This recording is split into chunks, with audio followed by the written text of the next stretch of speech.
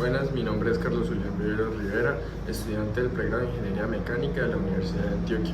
El día de hoy exploraremos un fenómeno fascinante de la física, conocido como el efecto Janibekov, también llamado el efecto de la raqueta de tenis o del eje intermedio.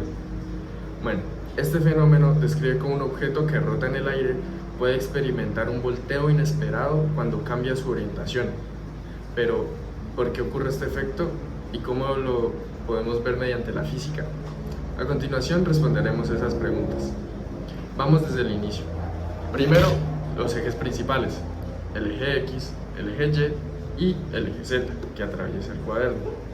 Al rotar el objeto, cada uno de estos ejes se le genera un momento de inercia que está dado por la siguiente fórmula, y un momento angular dado por esta fórmula. Entonces, observemos las rotaciones a través de estos distintos ejes. En el eje X,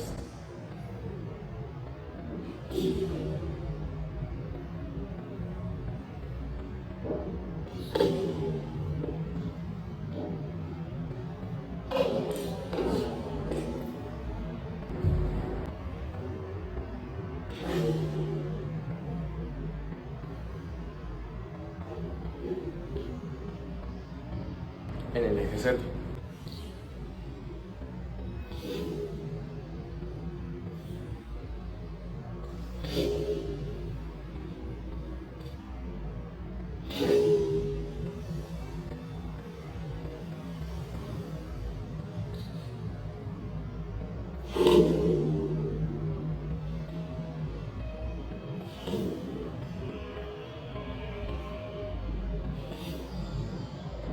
y en el eje Y.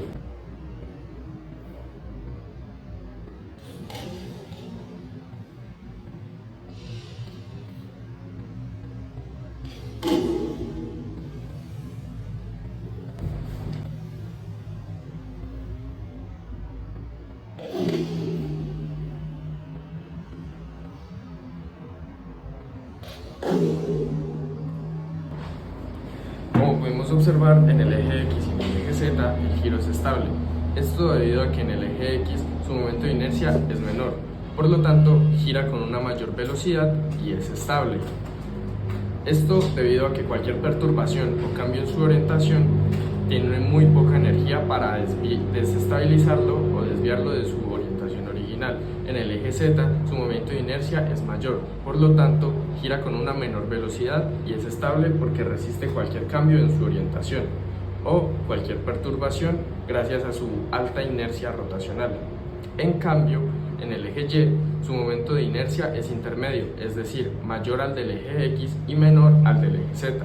Aquí la resistencia al cambio no es muy alta ni la energía necesaria para un cambio o perturbación es muy baja.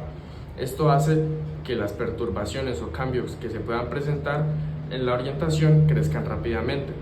Todo esto también lo podemos ver gracias a la ley de la conservación del momento angular. Cuando gira en el eje X, todo el momento angular está en ese eje.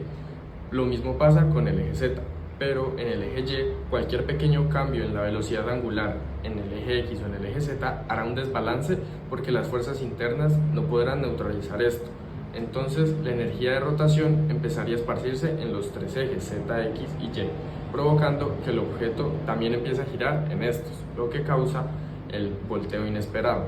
Como ejemplo práctico, tenemos este cuaderno, que como ya pudimos observar en el giro en el eje X y Z es fluido y constante, y en el eje Y es aparatoso porque se voltea inesperadamente.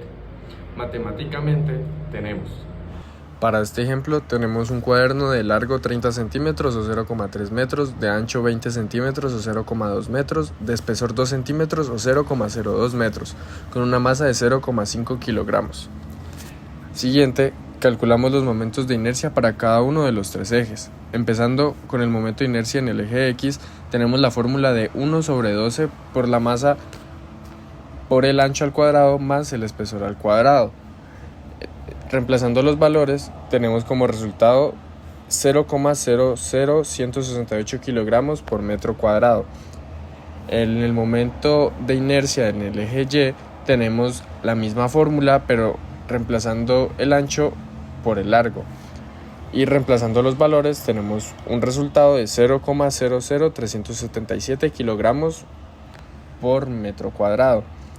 Y en el eje Z tenemos un momento de inercia calculado con la fórmula que venimos calculando, pero reemplazando el espesor por el ancho.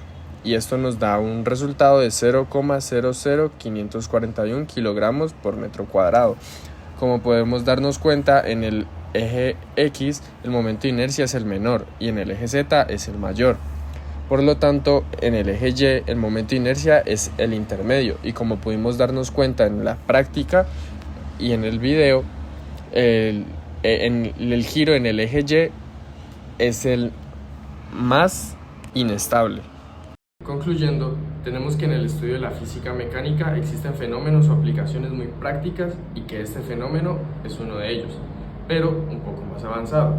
Esto es importante para ampliar la visión en el campo de estudio y para entender aún mejor conceptos como el momento angular, el momento de inercia, sus velocidades y sus ecuaciones y o fórmulas. Esto nos lleva también a expandir el campo de visión para las aplicaciones de este tipo de fenómenos, tanto en las ramas de ingeniería como en problemas cotidianos y complejos que así nos lleven a optimizar el rendimiento de muchas cosas. Para realizar este video se usó el video de El extraño comportamiento de los objetos en rotación de Veritasium en español y el libro Física Universitaria con Física Moderna de Young y Friedman. Muchas gracias por su atención. Hasta la próxima.